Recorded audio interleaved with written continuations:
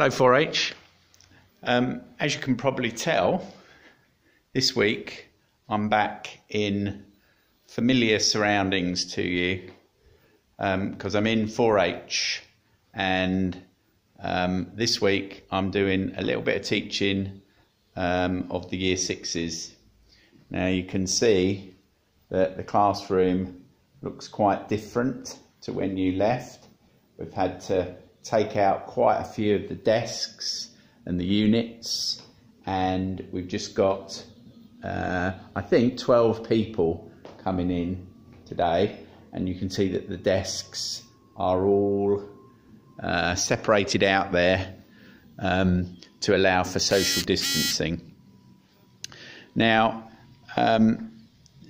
this week in English you'll be carrying on from last week's unit, and you'll be planning a story.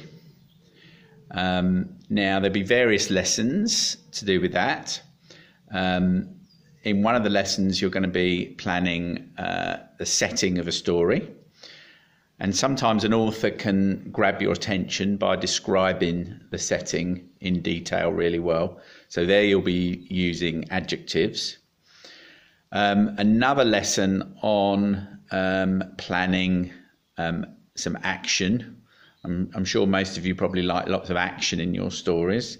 So there you'll be needing to use lots of verbs. Try not to use the same verbs over and over again, as your writing can become a bit dull if you do that. There's also another lesson on planning some speech between the characters, which is often very important in a story too. So there'll be rules around using inverted commas and the other punctuation you should use when writing a conversation. In maths this week, we've prepared some lessons for you on angles.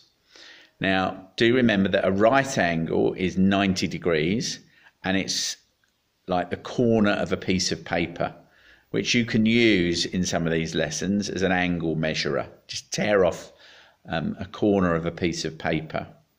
There'll be some work on sorting angles from smallest to largest, working out the names of angles. Are they acute or obtuse? Looking at angles inside 2D shapes, and also some mathematical problems involving angles. The other lesson I thought I'd mention this week is science. And in science this week, we've got a little activity for you where you can design your own made-up animal that is adapted to its environment. So, for example, you've learnt earlier this term already that animals are adapted to their environment. So a camel, for example, has very long eyelashes to help it keep out the sand in desert environments. A giraffe has a very long neck so that it can reach berries and so on high up in trees.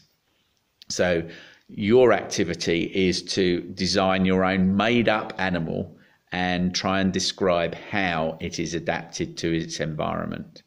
So I hope you enjoy some of those activities and some of the others that we've set you.